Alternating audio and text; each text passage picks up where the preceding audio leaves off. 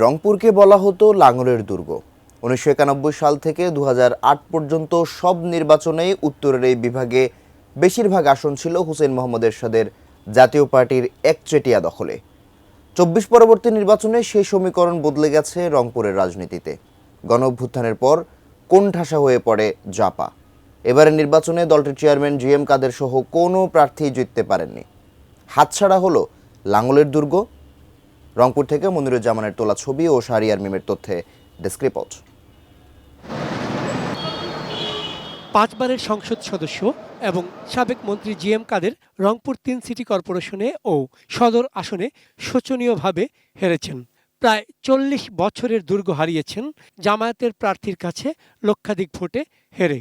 ৪৩,০০০ vote পেয়ে তৃতীয় হয়েছেন জাতীয় পার্টির চেয়ারম্যান জিএম কাদের।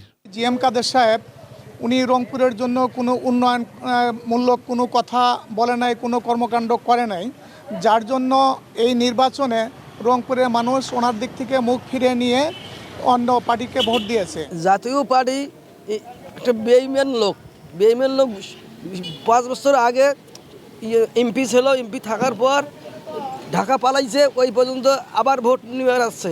ওই জন্য জাতীয় পার্টিকে আমরা ভোট দেই নাই। আমি বুঝি নির্মাণের শিল্প, সালাম স্টিল বোঝে ডিউরেবিলিটি। সালাম স্টিল, মোস্ট ডিউরেবল স্টিল।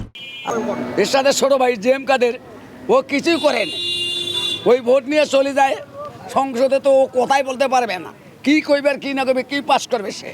কেন রংপুরবাসী মুখ ফিরিয়ে নিলেন জাতীয় পার্টি থেকে? সারা দেশে একটি আসনও পায়নি জাতীয় পার্টি। বৃহত্তর রংপুরেও কেন এমন ভরাডুবি? নবনির্বাচিত সংসদ সদস্যরা বলছেন, সংস্কারের বিপক্ষের দলটিকে প্রত্যাখ্যান করেছেন রংপুরের মানুষ।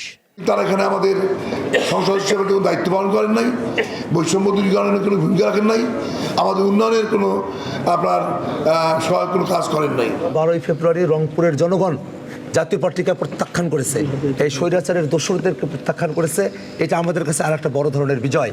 রাজনৈতিক বিশ্লেষকরা বলছেন, দলীয় কোন্দল, রংপুরের উন্নয়নে ভূমিকা না রাখা এবং জনবিচ্ছিন্ন হয়ে পড়ায় জাতীয় পার্টির এমন পরিণতি।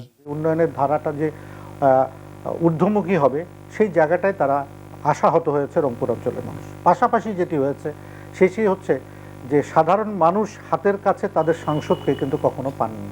তারা নির্বাচিত হয়েছেন, ঢাকা কেন্দ্রিক তারা হয়ে গিয়েছিলেন। এবারের নির্বাচনে রংপুর বিভাগের ৩৩টি আসনের মধ্যে ১৫টি বিএনপি, ১৭টি জামায়াত এবং এনসিপি পেয়েছে একটি আসন। এখন দেখার বিষয়, অস্তিত্ব রক্ষায় আগামীতে কোন পথে হাঁটবে জাতীয় পার্টি।